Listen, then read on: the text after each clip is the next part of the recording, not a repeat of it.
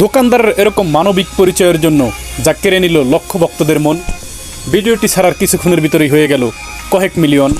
এমন দোকানদারকে বাহুবা দেওয়া হোক, পুরস্কার দেওয়া হোক রাষ্ট্রীয়ভাবে, এই কথাটা বলছেন মার্কেটে যত দোকানদার ছিলেন তারা সবাই একত্রিত হয়ে। দোকানদারের বিষয়ে আবারও কিছু তুলে ধরছি আপনাদের মাঝে। গতকাল গাউসিয়া মার্কেটে চুরি করতে আসে এক সুন্দরী, তা ধরা খায় এই দোকানদারের হাতে নাতে। এই দোকানদার এই সুন্দরীকে জিজ্ঞাসা করলো, তোমার এত সুন্দর চেহারা, কুলে বাচ্চা, তুমি কেন করছো চুরি? মেয়েটি কান্না কান্না সুরে বলছিল, এই দুনিয়ায় আমার হাপন বলতে নাই কেহই। এই কথা শুনে দোকানদারের হয়ে গেল মায়া। দোকানদার সাথে সাথে পুলিশে না দিয়ে হঠাৎ করেই দিলেন বিয়ার প্রস্তাবায়া। এই কথা শুনে মেয়েটি খুশি মনে হয়ে গেল রাজি। উপস্থিত যত দোকানদাররা ছিল সবাই মিলে সাথে সাথে ডেকে আনলেন কাজী।